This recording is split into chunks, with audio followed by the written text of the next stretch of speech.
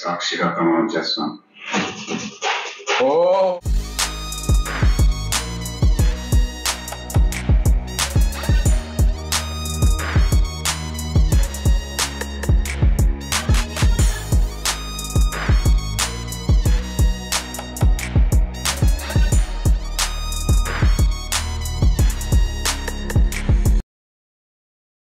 Welcome back to Youngster. We are reacting to Bharat ane Nenu movie. నేను నమ్ముకుని ఒక ఆడదున్న ఇంట్లో ఇద్దరు పిల్లలు స్కూల్కి వెళ్తున్నారు. ఇలాంటి కుర్చీలు కూర్చున్నప్పుడు కొంచెం భయం ఉండాలి, నాలుగు ఉండాలి. అబ్బాయి He's completely frustrated. చూస్తున్న ప్రతిపక్ష నాయకుడు కుమారుడు మనోహర్ అవినీతి కేసుపై రాష్ట్ర ఉన్నత న్యాయస్థానం క్లీన్ చిట్ ఇస్తూ సంచలన తీర్పు ప్రకటించింది. గత కొంతకాలంగా ఈ కేసును ఎంక్వైరీ చేస్తున్న ప్రతివాది సిబిసిఐడి సరైన సాక్ష్యాధారాలతో నిరూపించలేకపోయింది అభిప్రాయపడింది. కోర్టులో నుంచి బయటకు వస్తూ న్యాయం ప్రజాస్వామ్యం బతికిందని మీడియాతో అన్నారు ప్రతిపక్ష నాయకుడు కుమారుడు. న్యాయం గెలిచింది, ప్రజాస్వామ్యం బతికింది. అసలే బోల్డ్ అని కేసులు పెండింగ్ లో ఉన్నాయి కోర్టుల్లో. టైం వేస్ట్ తప్ప ఏమీ లేదు. ఓడిపోతారని తెలిసి కూడా ఈ ప్రభుత్వం ఈ కేసు వేయడం వేరుతనం. ఇన్నాళ్ళు నీతో చెప్పాడు అలా ఉండాలి ఇలా ఉండాలి అని, కొత్తలో ఎప్పుడు అని చెప్పాడు. ఇప్పుడు ఏమైంది? అందరిలాగే ఇంకో ముఖ్యమంత్రి అని ఇప్పుడే అర్థమైంది.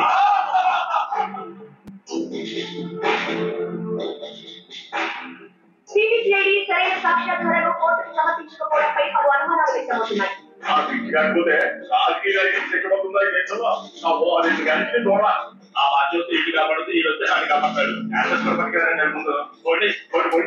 ఏ నాయకుడు వచ్చినా రాజకీయ నాయకుల జోలికి మాత్రం దిగరని అందరూ అందరినని రాజకీయ విశ్లేషకులు ప్రజలు తమ ఆగ్రహాన్ని వ్యక్తం చేస్తున్నారు.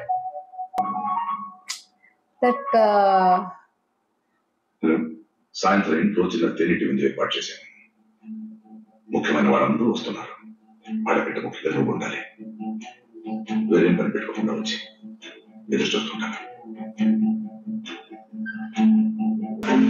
Oh, mode shifting, how it is, see? I got that vibe. I told right at the beginning.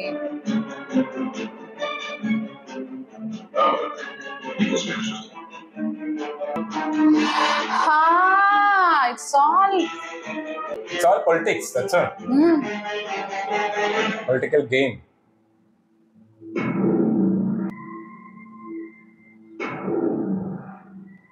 ముఖ్యమైన వాళ్ళందరంటే ఏదో ముఖ్యమైన విషయం మాట్లాడతారనుకున్నా. ఇంకా అంటే నువ్వు సీఎం అయిన దగ్గర నుంచి అందరూ ప్రశాంతంగా కలవడానికి వేదిక దొరకలేదు. ఉంటే బాగుంటుందని నేనే పెట్టించాను. ఇది అఫీషియల్ మీటింగ్ కాదు. కాసేపు అన్ని టెన్షన్ మర్చిపోయి ఫ్రీగా ఉందాం, మనసు మాట్లాడుకుందాం. ఏం తీసుకుంటావు?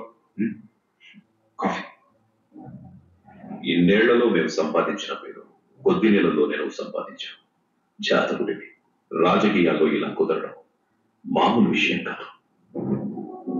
జనాల జోలికి వెళ్ళావు, అధికారుల జోలికి వెళ్ళావు, వ్యాపారస్తుల జోలికి వెళ్ళావు, కాంట్రాక్టర్ల జోలికి వెళ్ళావు.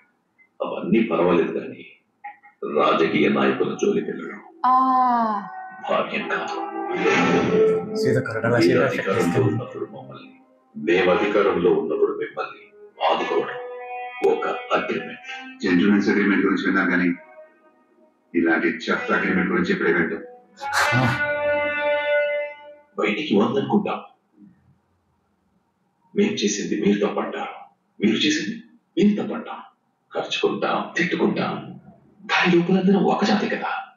జనమంతా ఒకటి, మనమంతా ఒకటి బ్రో. మంచి పనులు జరిగేటప్పుడు తిట్టుకుంటాం, కొట్టుకుంటాం. పిచ్చి పనులప్పుడేమో మనంతా ఒకటేనా అంటున్నాం. జనం అంతా ఒకటి, మనంతా ఒకటేనా? మనం జనం కదా, ఇంకేంటి జంతువులు ఉండాలి. బాబు సామరస్యంగా మాట్లాడుకుందాం, పరిష్కారం దొరుకుతుంది. పార్టీ క్యాడర్ మెయింటైన్ చేయాలా, ఓటర్లు మెయింటైన్ చేయాలా, ఫ్యామిలీ మెయింటైన్ చేయాలా, ఎంత మెయింటైన్ చేసి కాంట్రాక్టర్లు లెక్కలు చెప్పాలా, బడ్జెట్లో లెక్కలు చూపించాలా. సంఖ్యలాగిపోతాం బాబు, పెద్ద సంఖ్యలాగిపోతాం. ఎమ్మెల్యేకి 2 లక్షల పైగా జీతం, free bills, free allowance, free phone, free ఇల్లు. ఇంకేం కావాలి మెయింటెనెన్స్ నీకు? అమ్మా సీతాతో బతకాలా, ఎమ్మెల్యేలు ఎంపీలు సీతాతో బతకాలా, అందరినీ రాజీనామా చేస్తారన్నా. ప్రజలకు సేవ చేయడానికి ప్రజా సంఘాలు చాలా ఉన్నాయి, కానీ మమ్మల్ని పట్టించుకునేదారు. పైగా మాది పర్మనెంట్ జాబ్ కూడా కాదాయి. ఆ పదవిలో ఉన్న కొన్నాళ్ళైనా 4 రాళ్ళు సంపాదించుకుంటే రోడ్డులు పడకుండా ఉంటాం. గత 50 ఏళ్ల నుండి రైతు సమస్యల మీద పోరాటం చేస్తున్నాను. దేనికి పరిష్కారం దొరకలేదు.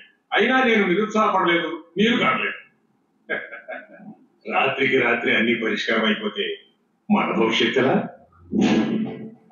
వచ్చిన దగ్గర నుంచి మనం ఏమైపోతాం, పార్టీలు ఏమైపోతాయి అంటున్నారే తప్ప జనం ఏమైపోతారు ఒక్కడన్నా అంటారేమో చూసారు. 70 దాటి సార్ మీకు 78 అండి. ఏదో ఒక సంవత్సరం ఎండ ఒక్క 2 డిగ్రీలు ఎక్కువ కాస్తే ఆ వరదట్టిపోయే అవకాశం ఉంది సార్. మీరు ఇంకా భవిష్యత్తు, రాబోయే తరం భవిష్యత్తు, రైతుల భవిష్యత్తు గురించి ఆలోచించండి. ఇంతకాలం రాజకీయాల్లో ఉన్నోళ్ళం ఎదవలమా? నీకు ఇష్టం లేదు వద్దన్నా మమ్మల్ని కాదని నిన్ను కుర్చీ ఎక్కించిన ఆయన నీ మీద పెట్టిన నమ్మకానికి ఇదేనా నువ్వు తెచ్చేది ఇచ్చేది? భరత్ అనేది ఆంధ్రప్రదేశ్ రాష్ట్ర ముఖ్యమంత్రిగా ప్రజలందరికీ న్యాయం చేకూరుస్తానని దైవ సాక్షిగా ప్రమాణం చేశాను. ఇచ్చేదన్నా చేసేదన్నా వాళ్ళకి. ప్రమాణం ఏళ్ల తరబడి అందరం చేశాం ప్రమాణం. గాలి మాటలు 100 అంటాం.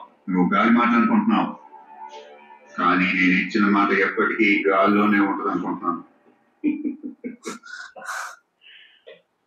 మరి నా కేసు విషయంలో నీ ప్రమాణం ఏమైంది? 1000 కోట్లు అక్రమంగా సంపాదించాను. పట్టం వచ్చిన వాడిని, ఆరా తీసిన వాడిని. కేసు సిబిసిఐడి కూడా ఇచ్చాం. అయిపోయింది, అంతా అయిపోయింది హ్యాపీగా. ఇక్కడే అయిపోయిందని ఎవడు అన్నాడు? అన్నోడు మాట అసలు నమ్మద్దు. రాజకీయాల్లో కొన్ని సార్లు ఇలాంటివి జరుగుతాయి. ఈ కేసు నుంచి తను సేవ్ అయ్యాడు అనగా నువ్వు సేవ్ అయ్యావు చెప్పాలి. నువ్వు చేస్తున్న పనుల వల్ల ప్రజలకి రోజు రోజుకి నీ మీద ఆశలు అంచనాలు పెరిగిపోతుంది. ఒక స్టేజ్ దాటాక వాళ్ళ అంచనానికి నువ్వు కూడా సరిపో. అప్పుడు ఎక్కడికి పోతావు? ఈ విషయంలో ఇప్పుడు నువ్వు ఓడిపోతే ఏమవుతుంది? జనాలకి నీ మీద విశ్వాసం కొంచెం తగ్గుతుంది. అందరూ పొజిషన్స్ లో ఇంకొకటి అనుకుంటారు, 2 రోజులు తెచ్చుకుంటారు, అసలు వాళ్ళ పనులు వాళ్ళు మరిగిపోతారు. వాళ్ళకి అంత మెమరీ లేదు, అంత టైం లేదు. అందరితో సరదాగా ఉంటుంది. నచ్చినంతకాలం మాసుకోవచ్చు. ఇలాంటి తప్పుడు ఏదో కాపాడి అదేదో పెద్ద గొప్ప పనిలా ఫీల్ అవుతున్నారా?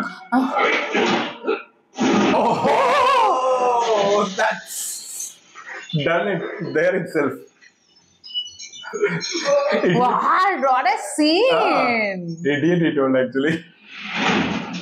Wow.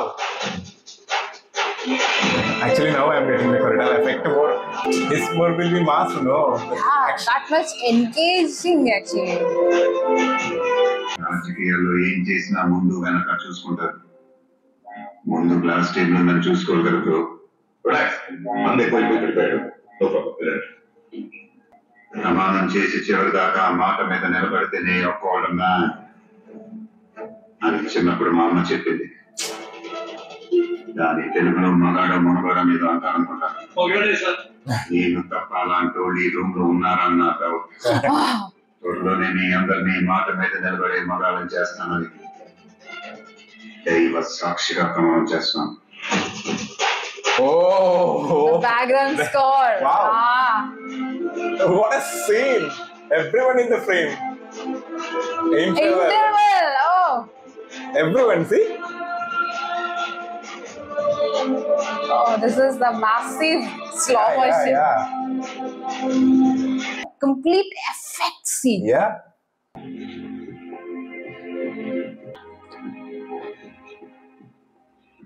సార్, యూరోప్ లో వాళ్ళు బడ్జెట్ ఆడిట్ చేసిన ఇన్ఫర్మేషన్ అంతా ఇందులో ఉంది సార్.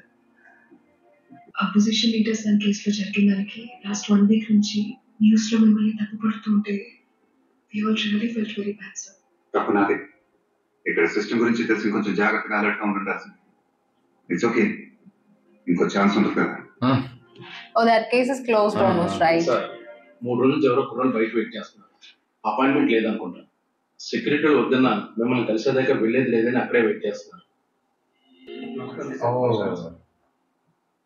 మాది రాచకొండ రాయలసీమ ప్రాంతం సార్.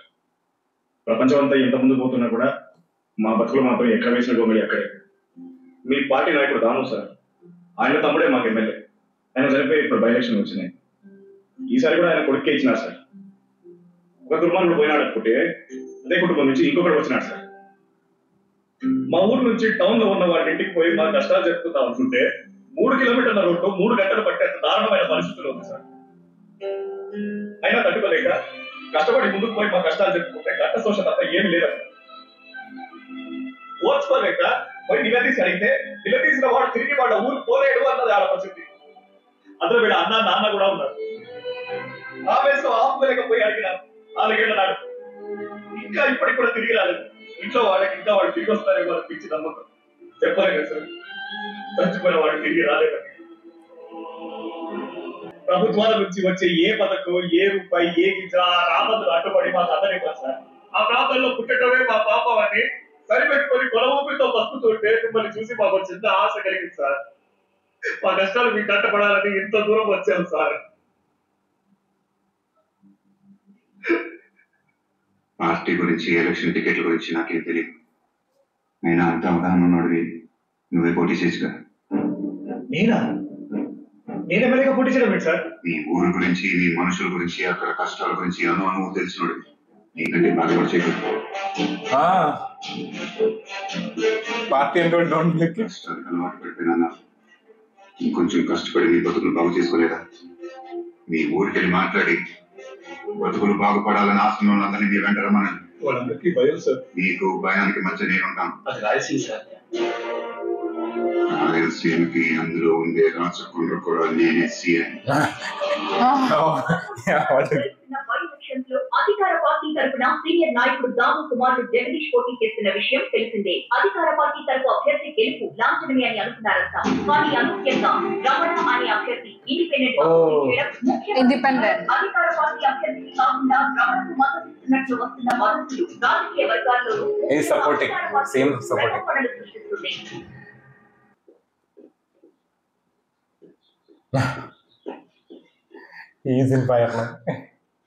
పార్టీ నా కొడుకు టికెట్ ఇచ్చిన మాకు ధీటైన అభ్యర్థి దొరక్క అపోజిషన్ కూడా గమ్ముకున్నారు. ఎన్నిక ఏకగ్రీవం అనుకున్నాం. ఇప్పుడు ఎవడో ఒక ఇండిపెండెంట్ కి ముఖ్యమంత్రి సపోర్ట్ ఉందట. మన పార్టీ అభ్యర్థికి మన ముఖ్యమంత్రి అడ్డొస్తున్నాడు. ఇదే రాజకీయమో నాకు అర్థం కావట్లేదు. జిల్లాలో మాకు ఎదురుపడి మాట్లాడాలంటే నేను భయపడతాను. అలాంటిది రోజు ఎవడో కేర్ ఆఫ్ అడ్రస్ లేనాడు ఎలక్షన్స్ లో మాకు ఎదురొస్తున్నాడు. జనానికి భయం పోయి నవ్వుతున్నారన్న. 20 ఏళ్ల కాడనుకున్నా జెడ్పీటీసీకి పోటీ పడ్డాడు మీ నాయన. అప్పుడు అవతల గురువయ్య అని పెద్ద ఫ్యాక్షన్స్. మీ నాయన తక్కువమని బెదిరిస్తే వాళ్ళు ఊరెళ్ళి 15 లారీలు తగలబెట్టి మళ్ళీ నా జోలికి వస్తే లారీల బదులుగా ఇళ్లలో ఉన్న మనుషుల్ని తగలబెడతాను జవాబు చెప్పాడు. 5 ఏళ్ల తర్వాత నేనే ఎంపీ గంటలు పెట్టాను. అప్పుడు రాయప్ప అని బలం బడగడం చూసుకోవాలి. వాడు మీ నాయన అనుచరుని ఊళ్ళని భయపెడుతుంది. రాయప్ప మనుషులు 25 మంది కానరాకపోయారు. కానీ ఇప్పుడు ఎప్పుడూ ఒక అనామకుడు ఎదురొస్తే భయపడి నా గుమ్మం దాకొచ్చాడు. ఏ వయసు అయిందా? రక్తముడు తగ్గిందా?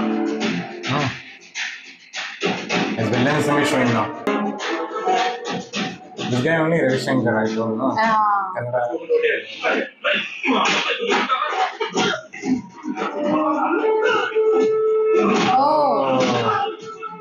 they only started.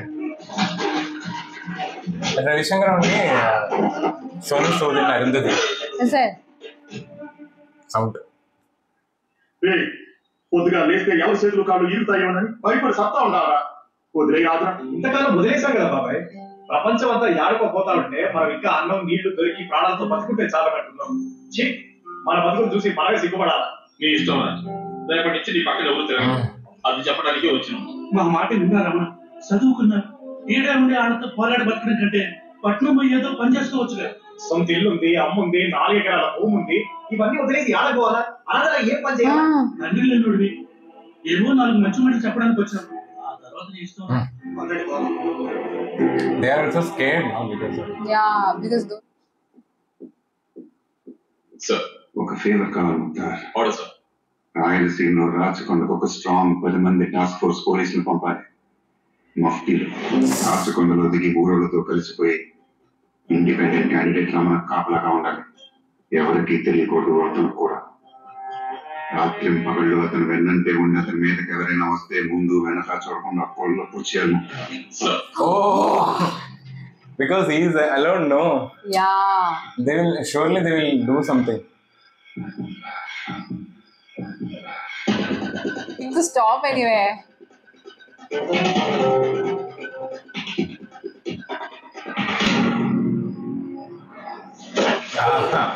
People are there, no? Mufti, police.